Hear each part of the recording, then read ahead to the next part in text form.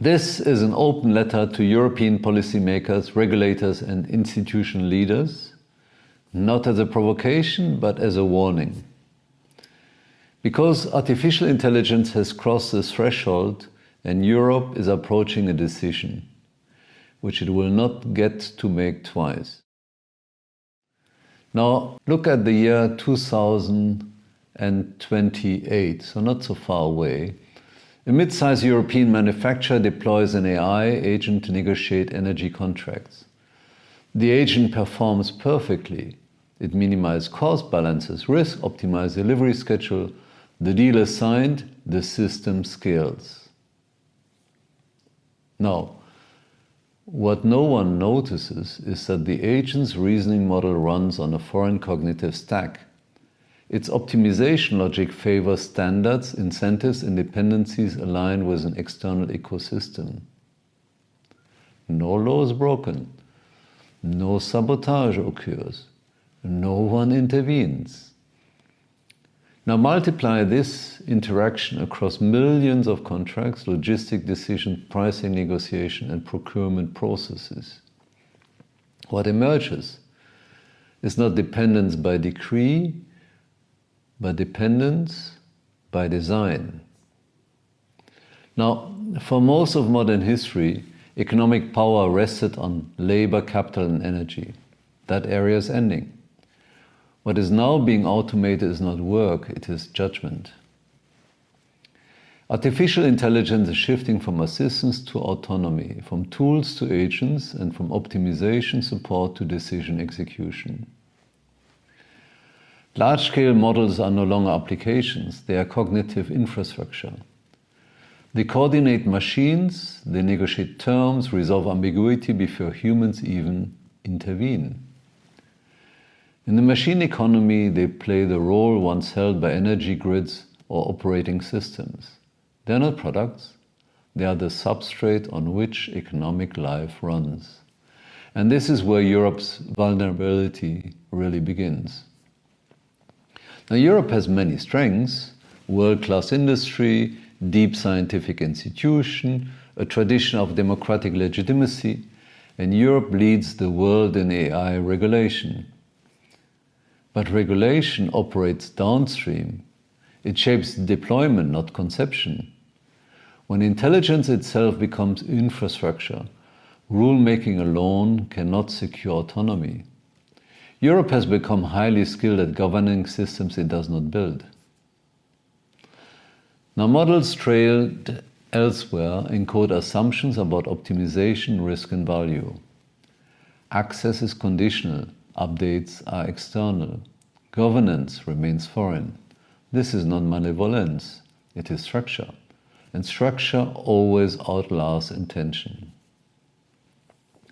Now, the decisive shift occurs when AI systems stop waiting for human prompts and begin acting as agents, planning, negotiating, transacting. And this is already happening in logistics, in energy markets, in supply chains. Procurement agents negotiate contracts, pricing agents adjust in real time, logistic agents bid for capacity. Markets begin to resemble ecosystems of interacting algorithms. An advantage shifts not just to capital, but to cognition. Now, stronger agents extract better terms. Longer planning horizons compound the advantage. This creates intelligence inequality embedded in software itself. For European firms, this is the danger. Outsourcing cognition means outsourcing how trade-offs are resolved before humans even see the outcome. Now, Europe often assumes alignment, shared values, allied relationship. But goodwill is not a foundation for critical infrastructure. History is clear. When strategic interests diverge, alignment fractures. Cognitive infrastructure creates leverage, pricing, latency, update cycles, feature access. In an agentic economy, small frictions compound. Speed becomes advantage. Selective degradation is enough. No embargo is required. Sovereign cloud addresses data location, not governance. As long as cognition remains subject to foreign jurisdiction, sovereignty is conditional. This is not confrontation, it is arithmetic. Europe's instinctive response is to catch up. Bigger models, more compute, faster scaling. This is a mistake. Frontier AI today is defined by brute force, training costs in the tens of billions, energy demands that strain national grids. Advantages compound towards winner takes most outcomes. Even massive investment would arrive late. More importantly, catch-up thinking accepts someone else's paradigm. History rarely rewards it. Steam was not displaced by better steam engines. Mainframes fell to personal computing. Scaling is transitional, not terminal. This is where Europe's only opportunity lies, not in imitation, but in architectural divergence. For example, neuromorphic computing offers radical efficiency gains aligned with Europe's strengths in robotics and manufacturing. Hybrid quantum classical systems compress optimization tasks that currently consume vast compute. Distributed, energy-efficient intelligence fits Europe's geography, infrastructure, and regulatory culture. None of these replaces large language models today. This is not the point. The point is optionality and resilience. Avoiding irreversible lock-in to cognitive past governments elsewhere. This is not nationalization. It is prudence. Sovereignty today is not self-sufficiency. It is the capacity to choose.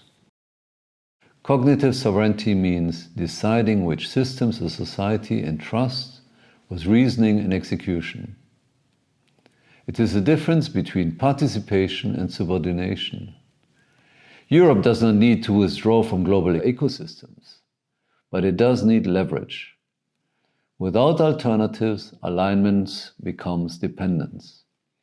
Democratic oversight must move upstream into the systems that generate outcomes, not just those that display them. The machine economy is not coming, it is already here. It emerges transactions by transaction, decision by decision. As judgment migrates into machines, control over cognition becomes power. Europe faces a choice. Manage dependency, meaning efficient, regulated and fragile, or architectural agency, slower, harder, but sovereign. History will not ask whether Europe regulated AI well. It will ask whether Europe understood what intelligence had become. In an age where intelligence is infrastructure, only one role preserves agency, and that is to be an architect. Thank you.